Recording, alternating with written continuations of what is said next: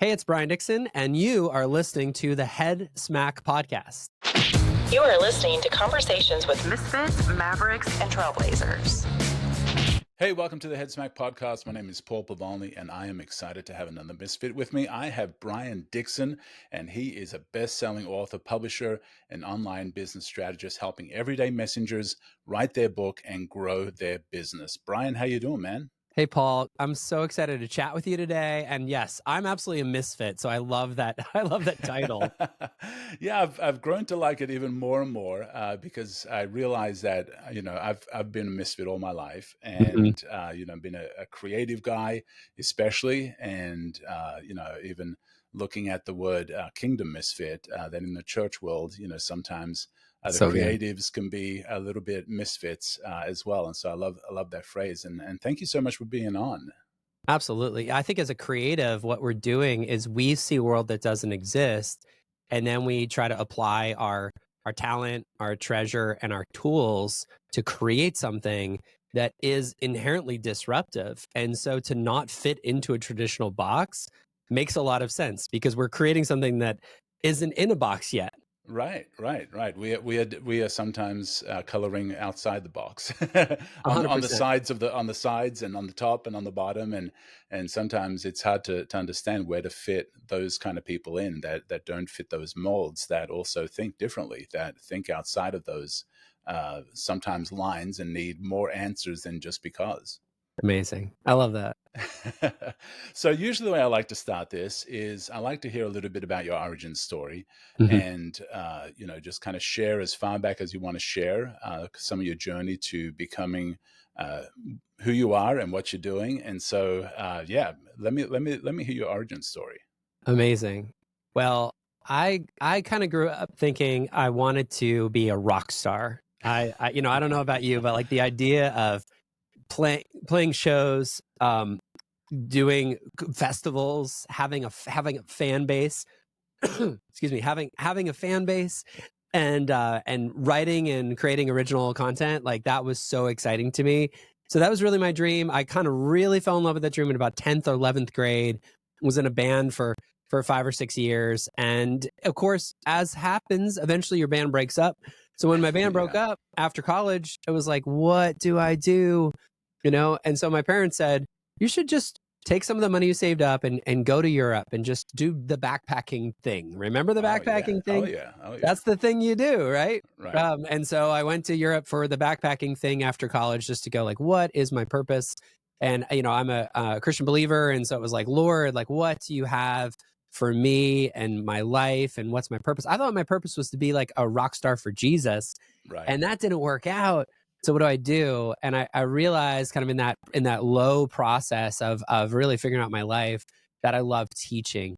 And it's actually something I did to my band. What a difference. Rock star to teacher.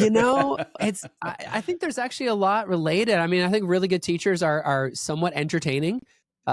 We have to keep the attention. I was a middle school teacher is what I ended up becoming. And so I could still use a lot of the skills of getting people's attention and some of the marketing, like how do we get parents excited and how do we get sponsors, like local sponsors, to like do something cool in our classroom. But as a typical misfit, I just kept getting in trouble. Like the first classroom that my public school gave me to teach in was like literally cinder block walls. It looked like a prison more than a school.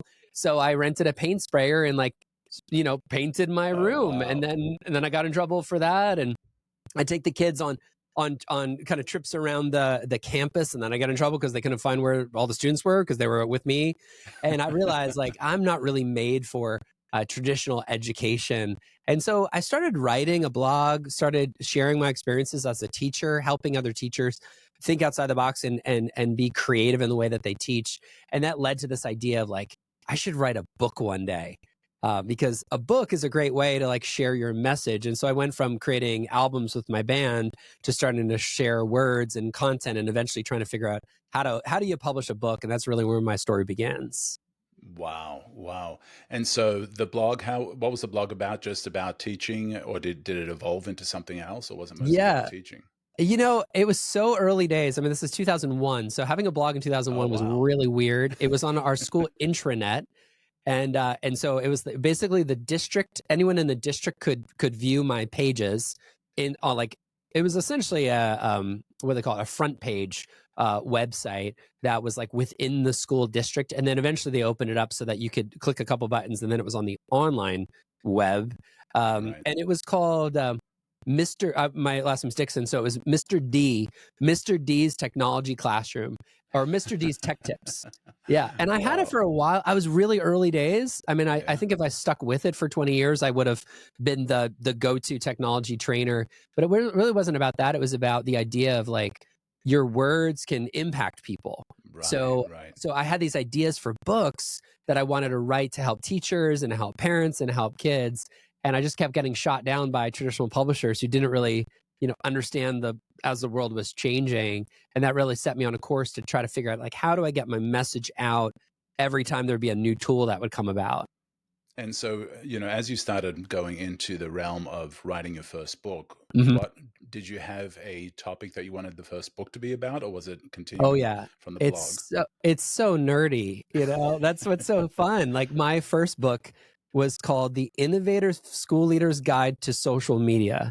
Oh, wow. So I wrote a book for school leaders, like principals. And by that time I was a charter school leader, because I kind of kept working myself out of a job in traditional education. They kept promoting me to be more of a trainer. So I went from like training kids to training teachers to training district leaders.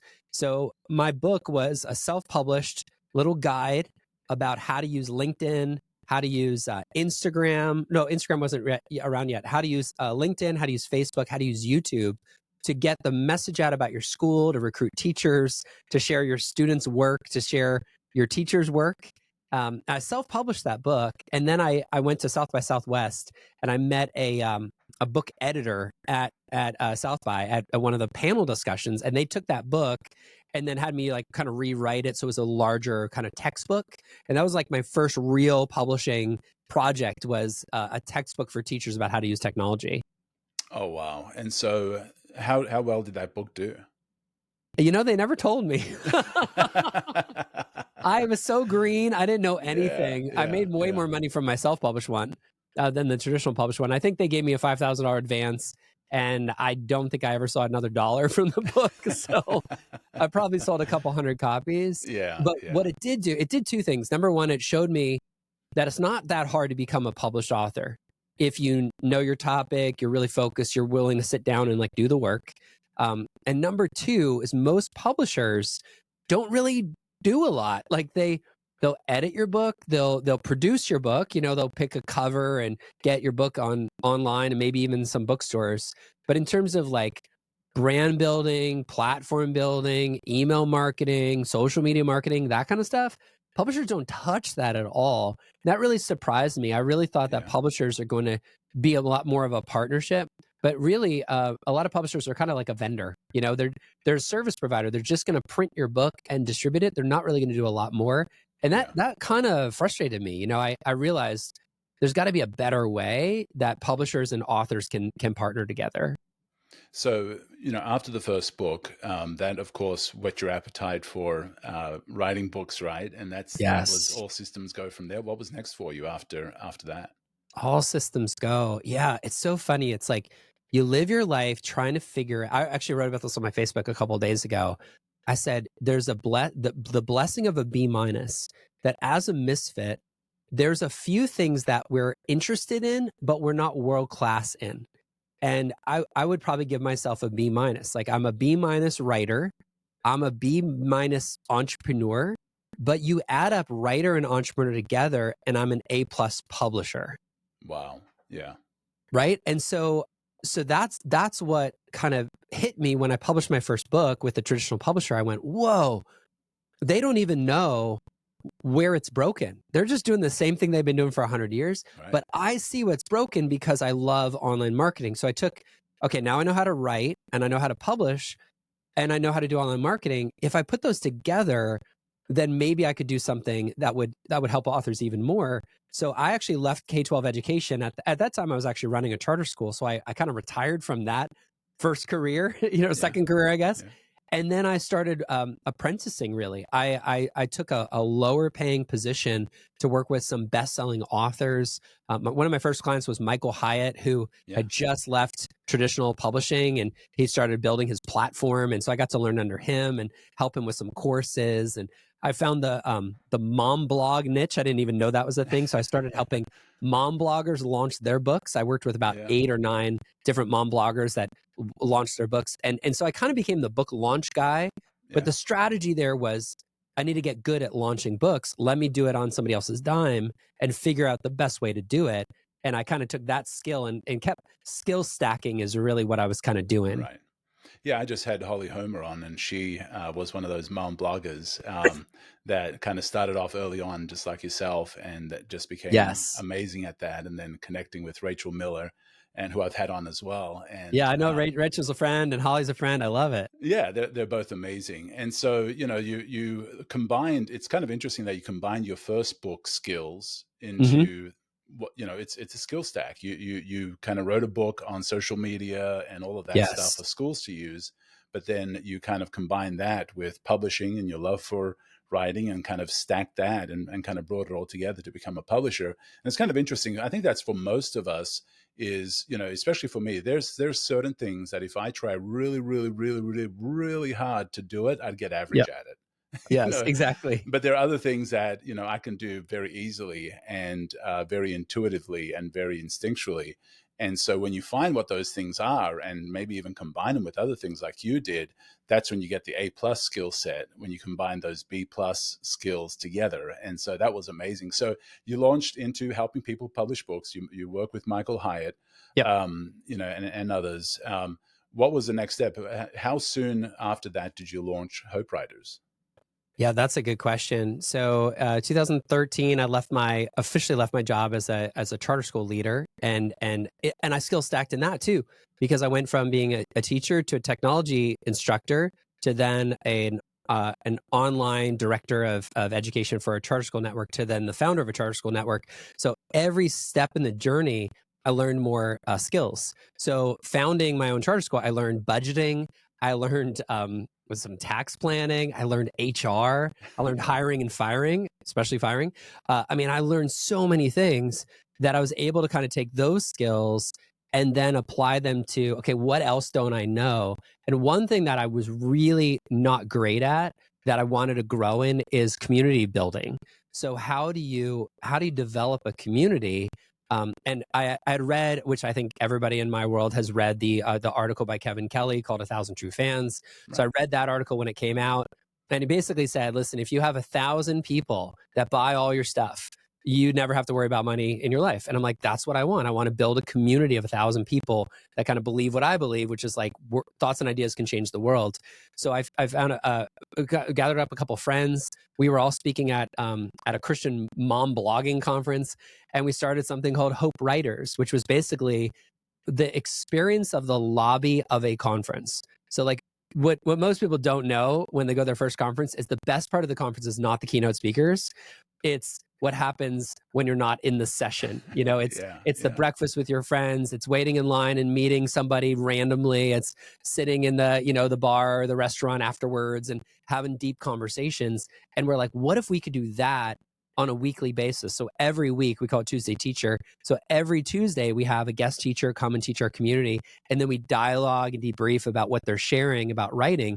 So we built Hopewriters as a community over the last decade to thousands of members. And then now I have all the skills to be able to actually help people publish their books. Wow, I love that. One of the things that I do want to kind of tug on a thread of something that you've been saying, and Yeah. I want somebody to hear that, because I think it's a really big head smack for them, is the skill stacking is, and that's why I love hearing origin stories, because it's Yes. amazing as you kind of dive in, and some of my guests had never deeply thought about their origin story, but then we kind of see the thread of skills of this moment, or this head smack, or this instance led to this moment that led to, wait a second, that's why I'm doing what I'm doing, because of all these separate moments of things that happened. And identifying those helps you kind of understand maybe even what your next step would be. And as you said, you were B+ in several things, but when you stack those, it became your calling. It's incredible. The way that we teach it in our coaching program is we call it mine your past for diamonds. Wow. So Yeah. look back on your past and realize that what you've been through isn't wasted when you share it with somebody else. And so literally even your trauma, like I go there and sometimes I hurt people's feelings, but I'm like, hey, like somebody walking, your spouse walking out on you, or your kid passing away, like the worst thing that you could possibly imagine in your life is actually a gift. If you look at it with a new set of lenses and you look at it and you say, I hate that I went through it, but how can I use it to bless somebody else? Yeah. And most of what I've been able to actually accomplish comes from, inferiority complex, feeling lost, abandoned, neglected, Yeah. shunned, all those sorts of things. And I look at it and I go, man, I don't want anybody else to feel the way that I felt. And so how can I create something that avoids that for other people? Most of the Yeah. authors that we work with in Hope Books, like they're writing their trauma stories, but they're writing it from a perspective of hope, which is Yeah. now their hope Yeah. stories. So their hard stories become their hope stories, and that helps bless other people to move forward. But they wouldn't have their hope story if they didn't have their hard story. Wow, I love that. I love that. And most of us, if we had a time machine, a lot of us would say, "Well, I'd go back and I'd change this."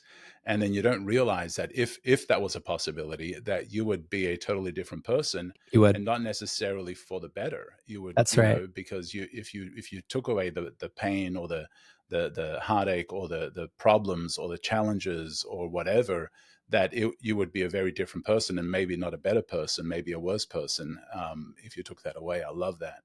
And so, Mm. you've launched Hopewriters. You're gathering the community. You said you started it 10 years ago. 10 years ago. So it's 2025. So we started in 2015, October 2015. Started with, 0 members. Everything starts at 0, but we had about 40 the first couple months. We charged $10 a month. And then 3 months later, we did $12 a month for new members. But if you stayed, you stuck at the lower level, the lower rate. And then we just kept growing the amount that we charged every month.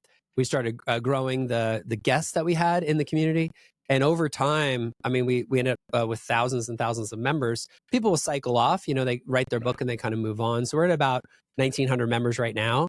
But to go from COVID, we hit like 3,000. It was crazy. That was such a huge year for us because everybody was Right. at home. But yeah, being able to create a community that's a safe place to ask your ungoogleable questions Yeah. and share what's really going on behind the scenes as a writer has been transformational for me, for our founders, and for all of our members. And you also have a podcast, right? Yeah, we have Around a it. podcast called Yeah. The Writerly Life, where we talk about the life of a writer, and we share some of our best practices from Hopewriters as well. Yeah, I first heard of Hopewriters through my wife. She's hoping to write a book, Come on. and so I think she listened. I want to say she listened to the podcast Yeah. several years ago. Amazing. And so she absolutely loved the work you're doing. So you've talked a little bit about writing a book, from the hard things and Yep. from some of the tough stuff. So if somebody is like, yeah, I've always wanted to write a book, I Mhm. really feel that I need to write a book. Where do you usually start somebody off when it comes to writing the book? What's the first hurdle they have to jump over? Oh my goodness, that's such a great question. Well, they did a study. The New York Times did a study like 4 or 5 years ago, and they looked at New Year's resolutions, and they found that 84% of people say they want to write a book one day. So it's Wow. very common to have the idea of like writing a book, but from our research, less than 1% of the population has actually published a book. There's a big gap between the wanting and the working. Right. And so, we teach a strategy, which I compare to building a house. So I say that a book is not written, a book is built. And so if you think about a house, it would be pretty insane to say, I'm going to build a house, and then just to go get a hammer, some nails, and Right. some wood, and just start hammering. Yeah. Just start hammering, see what happens. No plan, no budget, no end goal in mind. Just start hammering. That would be a really shoddy house. Right. And yet a lot of people do that. In fact, they don't just do that with one book. They try to do it with 3 books at the same time. Like, Right. I want to write a novel and a devotional and my life story, and I'm going to write them all this year. It's like, well, in reality, you'll probably write none of them. So what we do instead at Hope Books is we teach more like what a builder would do. A builder begins with the end in mind. This is a basic biblical principle. Jesus talks about counting the cost. If it's a foolish person who builds a tower without counting the cost. Right. So you think about it like a tower or like a building. I'm going to build a house. So first I'm going to start with my blueprint. Like, what's my vision that I want to accomplish? So we call that the XYZ statement. It's your pretty basic elevator pitch for your book, right? XYZ. I help X. I help X overcome Y so they can Z. So my book helps. Divorced Christian women who are feeling sad and unloved. Find a second spouse and find love again. That's what the book is about. Like the XYZ statement is really the key because the book isn't for you. The book is for a reader, and that's really the first step. I love that. And, I love the metaphor of the building the house, because if you do the idea of just grabbing a hammer, grabbing nails, grabbing wood and start building, and you end up frustrated, you end up, aggravated that things aren't working out the way they need to, and things are falling apart, things are not consistent. You finally join two pieces and realize, because you hadn't planned, this is not working. And then you give up. And I think when you don't have a plan, that's what happens, is you end up giving up out of frustration, thinking it's hard or difficult or impossible, when actually you didn't start the right way. So true. That kind of writing does work for some people. And the analogy that I used for that is it's the difference between painting and sculpting. So if you think about it, if you're just starting out in art, it makes sense to be a painter, right? Because you're going to add step by step by step, and you have a plan in mind. You're like, I know I want to do a landscape painting, so I'm going to go buy my paint. I'm going to buy the color of paint. So it's a planned out process. But sculpting is a little bit like, I'm going to start with the block of marble, a ton of content, if you will, with that analogy, like a lot of words, and I'm going to just edit my way into a manuscript. And that to me sounds like, what ends up happening? There's a lot of wasted words. And most of the people we work with are really busy moms. So a busy mom doesn't have countless hours to waste on words that won't make it into the book.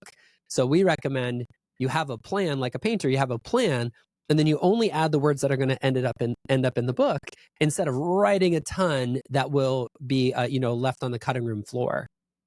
Right. And so when it comes to the plan, is there the first step? When it comes to building a house, obviously you got to come up with the main foundation, and then the framework, and then the plumbing and the wiring and things like that. Mm-hmm. How when it comes to writing the first book, what is the foundation? What is the thing that you say, if you don't get this right, you're going to be very frustrated down the road? Oh, such a good question. We call it the transformational tale. And the analogy I use is the story of Exodus. So you have the prison, then you have the promised land, and then you have the path. So generally, you're writing a 12-chapter book. So generally, the first chapter is the prison, which is where I was stuck. So you tell your story of stuck. So you look back in your life 3-5 years ago, and you go, this is where I was stuck. And you really paint the picture on strong, right? This is where I was stuck. I mean, it was the last time she slammed the door. Oh, it's a great way to start the book, right? Like, boom, that's your first chapter, is your story of stuck, your prison. I didn't even think it was possible. Then chapter 2 is the first step out of the prison. So the first thing I started doing is I started praying for my spouse. So the first thing I started doing is I started working out. First thing I started doing is waking up an hour earlier. Well, tell us more about that. And the cool thing about writing from your past, right? Writing about what you did yourself, you don't have to make up anything. So there's no such thing as writer's block, because all you're doing is you're just saying what you did. You're just remembering. And if you can't remember, well, guess what? That's why we have our photo app. That's why we have our calendar. That's why we have our old emails. You can literally go back to the past. You can go back 5 years ago, and you can look at your emails from 5 years ago. Oh, I remember where I was. You can go back to your camera roll 5 years ago, and you go, oh, I remember that trip. Oh, she was mad at me on that trip. And then you write that story, right? And so that's the transformational tale. Is the prison is chapter 1, the promised land is chapter 12, and then chapters 2 through 11 are the steps, the strategies, the beliefs that you embraced to get out of the prison for real, for good. and to live in the promised land. And your life right now is the promised land that someone else is dreaming about living one day. Wow, that is so good. And it's, when you have that process, when you have those steps, it helps you also to not feel as overwhelmed by it, right? Yeah, there's no overwhelm with that process. Because you see, okay, this is what I need to start capturing, this is what I need to start doing. And so, when somebody is writing a book and starting to capture those things and capture the transformation and the challenges and all Mhm. of that stuff, you know, what if they do feel that, my story isn't that interesting to capture? Like, Yeah. is that just simply a mindset?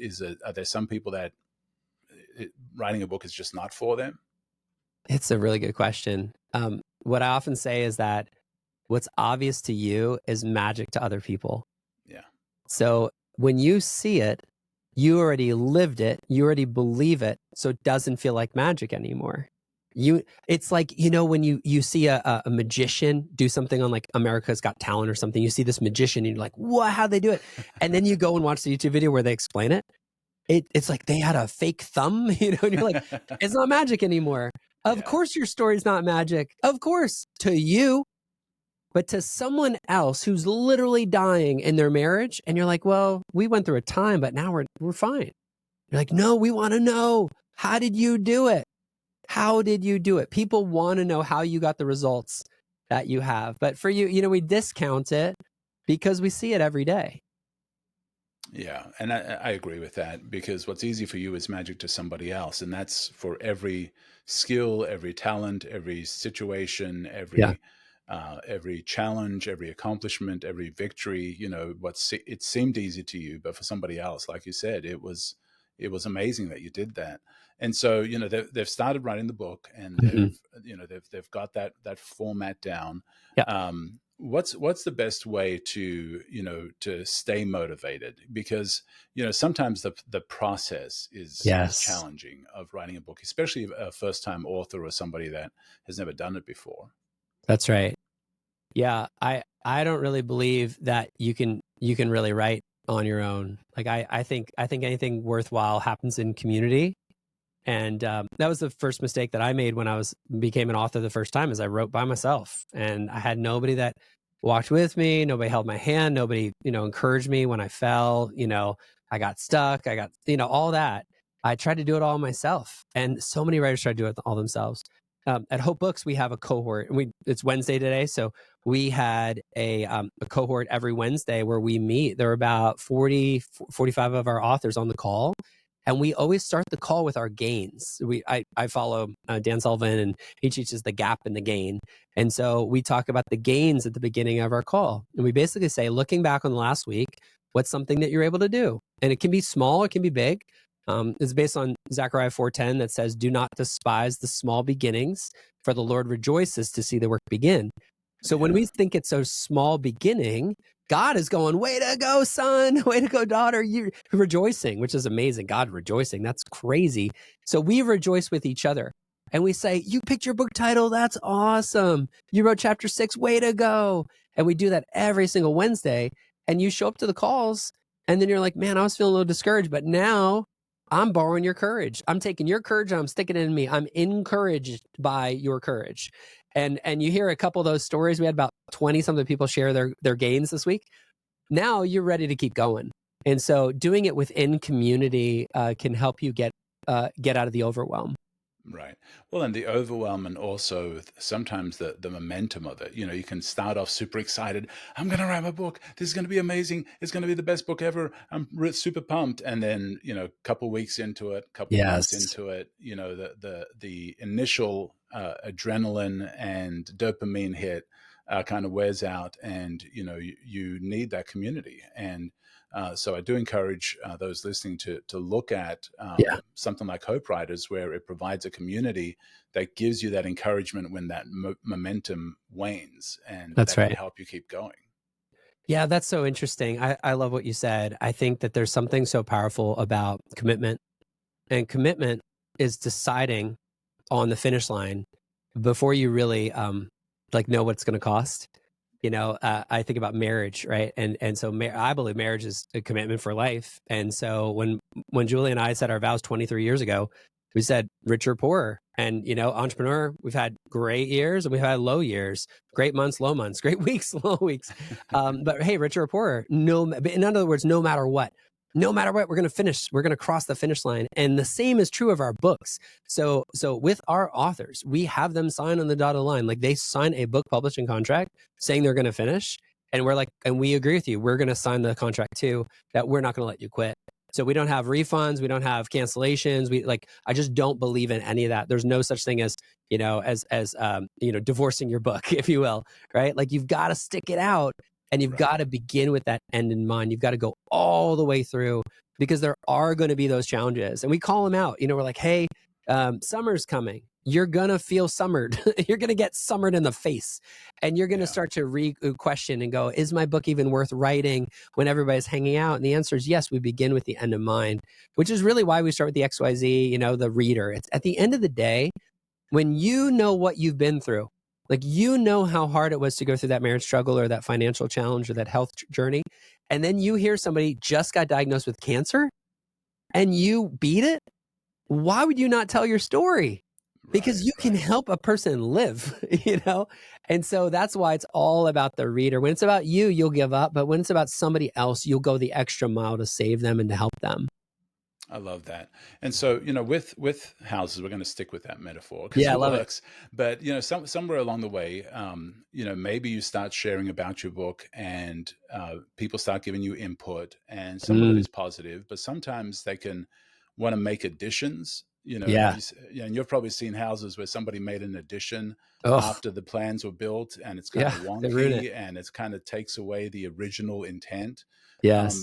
What are some tools or what are some ways that you help people to kind of stay the right course, stick to the plan, that when they start getting derailed and they start getting input from grandma and the housekeeper or the babysitter or whatever, how do you help them to, and you've shared some of it, how do you help them to stay on course?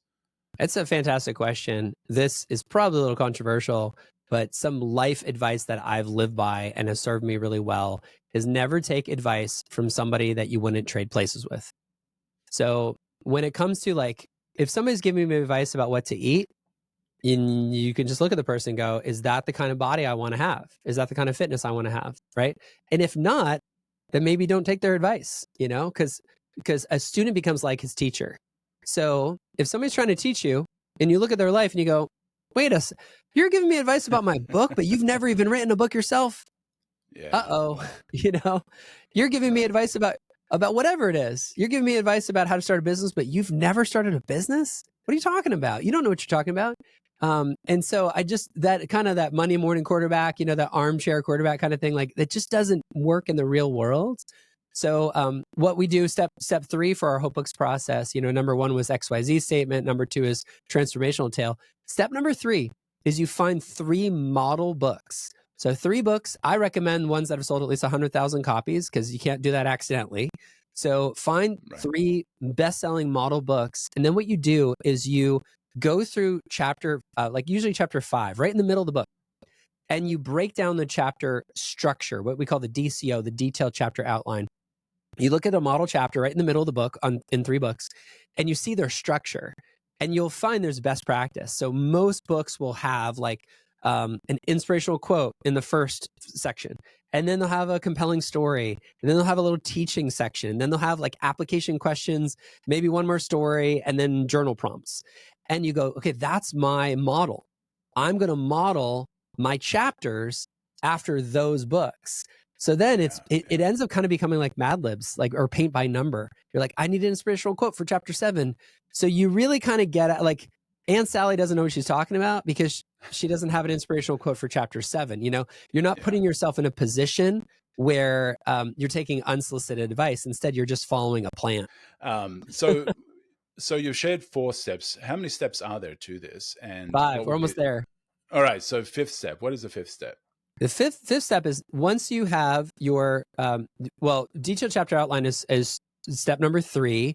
Step number 4 is you take that detailed chapter outline and you write a model chapter. And this is the first time you show real people your work, because you don't want to show half finished work to people because they can't envision the end. They're only Yeah. going to evaluate based on what they see, which is really tricky. I know as a husband, this is where I get myself in trouble. I'll show my half finished work to my wife. She'll be like, man, you got to do 50% more work. And I'm like, I know, it's only half finished. Then I get defensive. Don't do that. Instead, actually finish the work. Don't finish the book, finish a chapter. Should finish one perfect chapter. We call a model chapter. And I recommend chapter 5 because it's like right in the middle. And so you write your middle chapter perfectly. Inspirational quote, compelling story, practical teaching. Like you edit it yourself. Like you make this chapter the best chapter you've ever written in your life. It literally is, to the point that you're like, that's worth publishing. And that's the one that you share with your beta readers, not your wife, not your friend, but your ideal reader, the X in your XYZ. So if you're writing for divorced Christian women, then you have to share it with divorced Christian women. And then you ask them, what do you think? And they might say, I need more story, or I need more application questions. Like, okay, great. Let me fix it until I get that chapter perfect. And then when they're like, this is amazing, where's the rest of the book? Then step 5, you write the rest of the book, and you use that model chapter to write the rest of your book. I like working from the middle out instead of starting at the beginning and then trying to find my way through the forest. And so you have your entire structure, you have your transformational tale, you have your model chapter, you have your XYZ statement. If you add all that up together, you'll have a finished house pretty soon. It'll look gorgeous, and people will love to live there. That. So you're right about showing a half finished thing, because it happens with creativity all the time, where you're busy working on something creative, and somebody comes in and says, "Well, that doesn't look like whatever," or a half finished house. Well, it's kind of drafty. Well, I haven't put walls up yet. I haven't done everything that I was going to plan on doing. Or trying a half finished recipe, and it's like, well, I haven't added the spices yet. And so you have to be careful, because it could be very discouraging when somebody immediately starts criticizing something that's unfinished. Because even though you have a vision for it, they don't, and they will start criticizing something that you're not ready for the feedback. And as creatives, sometimes we can be also very sensitive about our creations, because when we're finished, we hand it over and say, love my baby. And if somebody criticizes them, it can be devastating, right? Yes, it really can be. And so the next step, after they've got the ideal chapter, what's the final step of the process? Just real quick on that note, the idea of like half finished work. So if you look at best practices from other industries, so best practice in music is you record a demo, which is like a demonstration of your song. So you actually pay to go to the studio to record a demo before you record the whole album. And then guess what? You re-record the demo. Like, you don't take the demo songs and then they're done. You actually re-record them. The same is true with movies and TV shows. You do a pilot episode, or you do a short film before a full-length movie. But for some reason in writing, we just like, I'm just gonna write and see what happens. And so that's why the model chapter really is like the demo of the full book. And you want to do your best work possible so that people catch the vision of what you're trying to create. Right.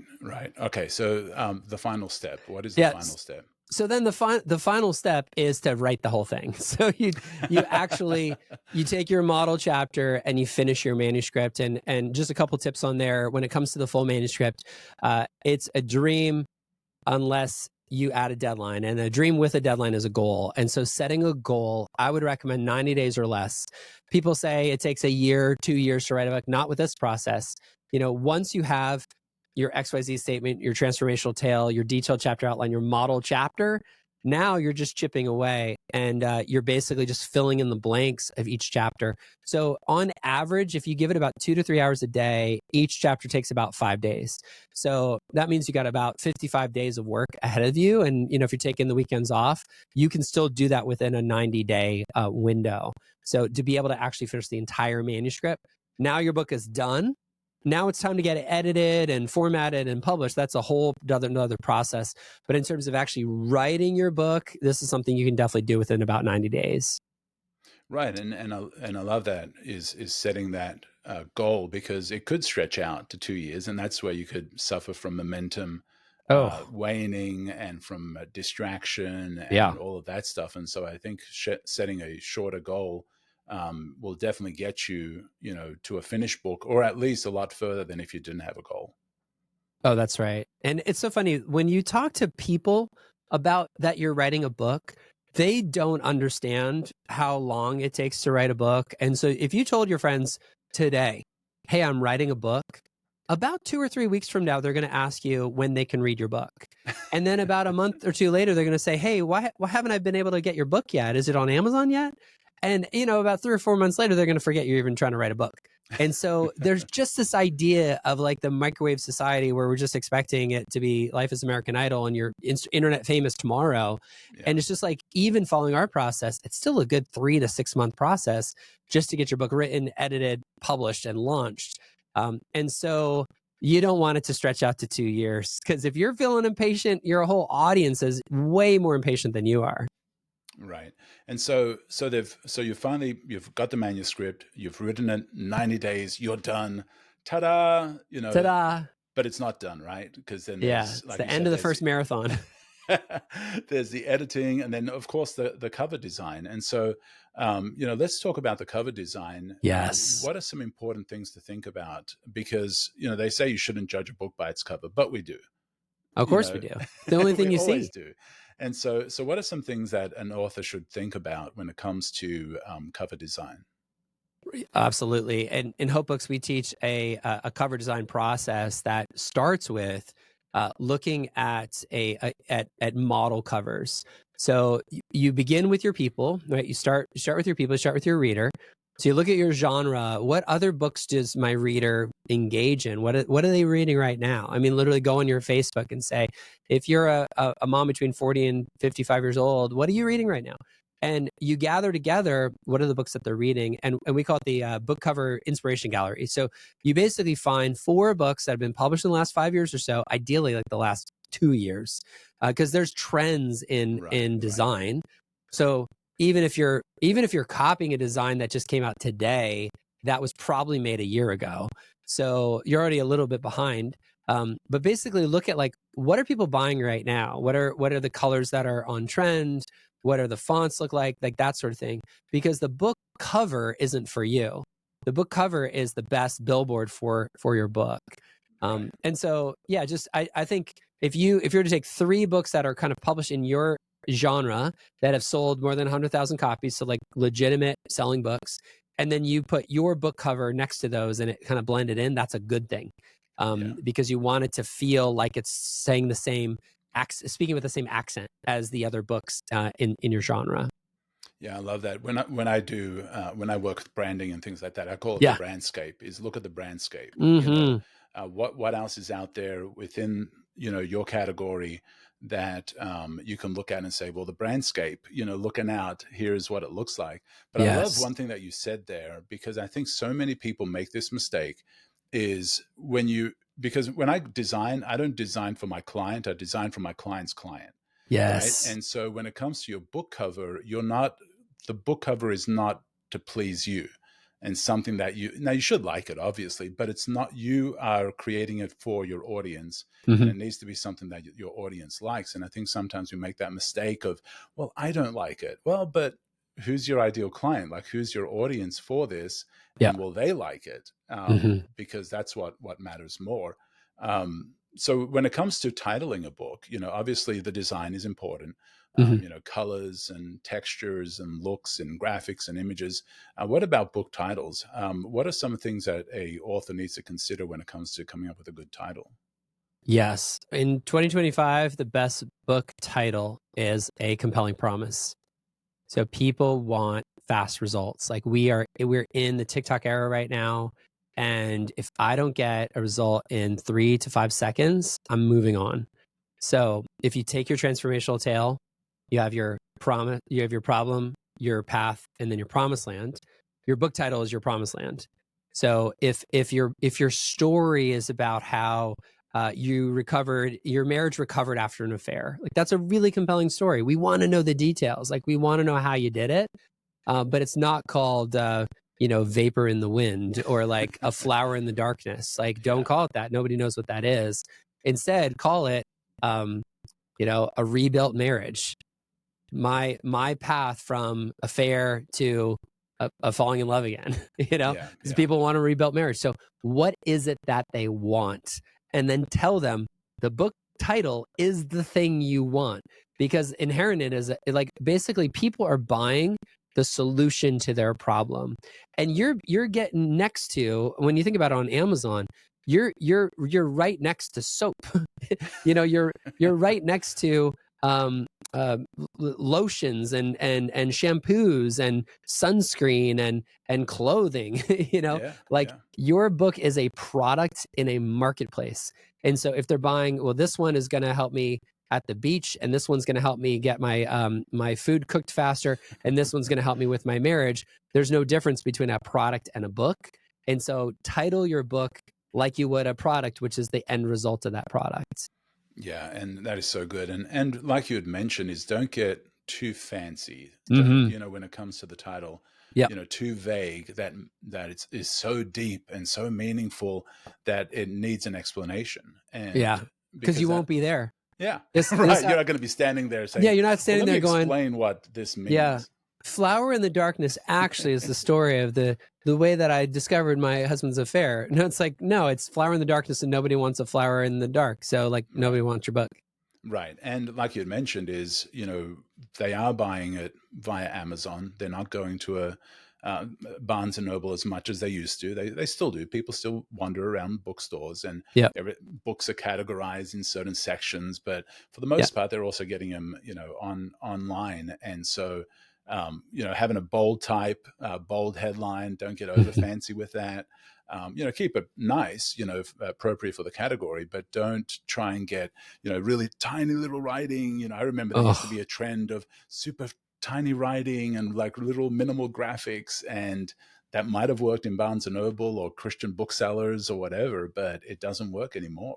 It doesn't. No, my favorite hack for the book cover and the book title, so really testing both of them, we recommend that, we do a whole voting process. We have multiple designs, multiple book covers, and then you put it on social media and you have people vote. You say A or B, A or B, and you do it a couple of times, and you kind of get to a winner, because it's really an experiment if you think about it. But one of my favorite ways to do that, I've heard different people teach this, but essentially you get your top 2, maybe your top 3, and you actually pay to print them out. Like print them full color, full size. Go get a couple books, wrap it up with your book cover, and then literally bring them to a bookstore. The best place actually to go is the airport. So if you're traveling, bring 2 of them, put them in like the front section of like an airport book place, and then just sit there and just watch what happens, and watch people look at the 20 books that are on the shelf and see if they pick up yours, and just count the number of times they pick yours up. And it's pretty funny. You can obviously get in trouble, which makes it even more fun because now you have something to share on Instagram. But yeah, let real people that are not your friends, not your family, they're not going to tell you you're pretty and your baby is too. Like, you want people that are real people that have no affiliation with you to actually prove what they like and what they don't like based on their behavior. Another way to do that, if you want to get real fancy, is just to run an A/B test ad. So do 2 Instagram posts, one with one cover and one with the other, and then just have people click. You put $10 behind each one of them. It's $20 experiment. You will know which one got the most clicks, and it's really powerful to get some real data. Right. Well, then another way to also test the design is what I call the squint test. Yes. Is, because when you squint at a design, it eliminates all the details and gives you contrast. And so, that's kind of the visual impact of a postage stamp size book is going to have online. Is it's going to be really small. And if the details are vague or hard, the contrast isn't there or whatever, it's going to be hard for somebody to see. So I'd also keep that in mind when it comes to the book as well. Yes. That's right. But, at the end of the day, nothing beats word of mouth. Yeah. I always think about the music industry, and my son is 9th grade, and he asked me a couple months ago, he's like, Dad, there's this concert on a Tuesday night. Will you take me? Like, will you go with me? I'm like, I'll go with you. You're a 9th grader. You want to hang out with your dad? That's awesome. Yeah. It was a band I'd never heard of before. We went to this concert venue, and there were like 1,000 people there, and they knew every word to every song. And I was like, I've never heard this band before, and I'm standing in the middle, and I thought I'm cool. Like, I guess I'm not anymore. And I'm standing in the middle of, the whole crowd, singing every song with this band, and I go to find their website and I can't find their website. And I'm like, that breaks all the rules. Because what I know is sort of the traditional, like growing up with the internet, right? Early adopter of the internet. You have to have your home on the internet. Then you have to have your SEO strategies and all these sorts of things. And at the end of the day, for music, if you create a great record that people share, they will walk over glass to download your music. Yeah. Like it's really actually not about making sure that you're on Spotify and Apple Music and everything. It's like, you know what? They're gonna find it because it's so good, right? Calvin Yeah. Newport has a great book called "Be So Good They Can't Ignore You," and it's like that's the actual answer. Just write a dang good book, you know? Come out with, like, actually share your story. One of my favorite pieces of advice is act as if your parents have died. Like, Oh. like write the story that you don't want your mom to read until she's dead, and then write it anyway. Because whatever. Like, it's not for Yeah. her anyway. Yeah. And so, like, actually tell your real life. Actually tell the truth. Like, actually tell the truth. Be somebody in 2025 that tells the truth, and your story is going to shine so much brighter than everybody else who's dimming their light bulb, because you're telling the truth. And that book could have a crappy cover and a terrible title, but the word of mouth is going to be so much stronger than any kind of marketing you could do. Right. Wow. Wow. That's a great perspective there. And so, you've written the book, you've designed the cover, you've A/B tested it, you've gotten feedback from people that don't have any emotional or relational connection to us. So you've got some honest feedback. Yeah. But that's not all, because if you build it, they will not come. Right. It's No, they that won't. whole movie phrase. Yeah, they And so won't when know it about comes, it. yeah, they won't know about it. So Yeah, even if you've got the book in your hand, it's like, okay, now everybody's just going to be beating down my door to buy this book because I that's right. posted it on Facebook. What are some ways that people can start getting their book out there? And you had mentioned referrals and people sharing it. Yeah. What are some other ways that they need to consider that would help them to not get discouraged because people aren't beating down their doors because they posted on Facebook? That's right. Yeah, you have to be a missionary. So, I'm not Mormon LDS, but I've got a lot of friends that are, and there's a lot to admire about those guys. And one of them is like, they're just so tenacious. They just go door to door to door to door to door, and they just don't quit because they believe so much. And it's like, you got to believe that much. You got to believe so much that you're willing to leave your family for 2 years. Like, you literally can't have contact with your family for 2 years. And you go to a foreign land and you learn a new language, and you just believe so much. They all track all the metrics. I'm so fascinated by them. They track all the metrics, and like that's how you have to think about your book. You have to think about your book is literally a life-saving device. Like, your book is a lifesaver for somebody who's drowning right now. And so if you really believe in your book, you're willing to get a little uncomfortable. You're willing to go to a new town. You're willing to go where people are who are hungry, who need the bread that you just baked. And so for me, that means going on podcasts. Thank you for having me on yours. This is so much fun. I believe like there's people listening right now that have never heard my name before, but now know a little bit more about our story and maybe would be interested in writing a book or joining Hope Books or joining Hopewriters. Like, that's awesome. Yeah. And so deciding to evangelize your own book, deciding to own the marketing. No one else can own the marketing of your book besides you. You can't hire it out. You can't even ads. Like, you can't even pay enough to like, even the idea of ads is still missing you. Like, you are the best advocate for your book. So my number one favorite strategy is get knee to knee, eye to eye with real people. Now, obviously, that's some real work. So that means podcast interviews, that means going to conferences, that means starting community groups and just really building relationships. And what happens is over time, those opportunities grow and grow and grow. So speaking about your book, being interviewed about your book, starting groups about your book, gathering people together is the best strategy for it. And what we recommend is if it takes you a year to write your book, take a year to market your book. Give your whole book 2 years. You've been dreaming about a book your whole life, and you're only willing to market it for a month. Like, no, keep getting it out, because eventually it'll find its legs and it'll find its audience. And once it finds its audience, then there's a flywheel effect. But you really have to do the priming first in order to get that flywheel to really take off. I love that. It does take work. It does take you being now an evangelist, because people need to hear the message. They need to hear what your book's about. And you were probably prompted to write it because somebody out there needs to hear it. And so being an evangelist for it is so critical. I'm going to have my wife listen to this podcast because I think she has like 3 or 4 books inside of her. Yeah, And start with so one. she needs to start. And that's right. I think she'll do amazing in it as well. Well, Brian, this has been amazing, man. I really appreciate you coming on. And so how do people get a hold of you? How do they join Hopewriters and Hope Books? How do they get into your world?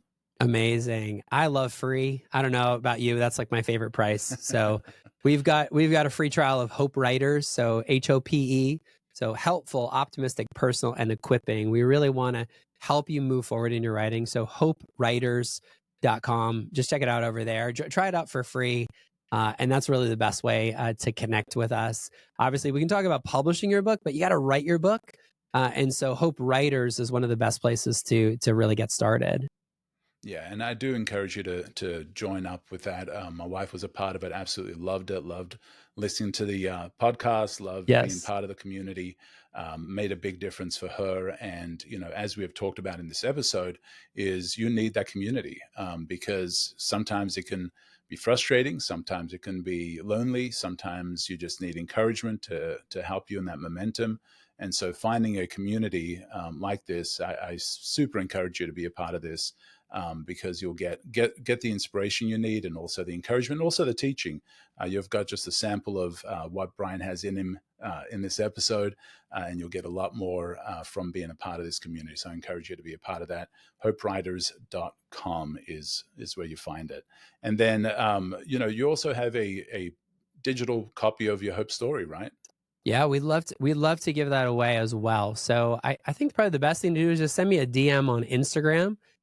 So just find me over on Instagram. I share some behind the scenes about the books we're publishing and some writing tips and things like that. So Brian J. Dixon on Instagram, and just send me a message and I'll send you a copy.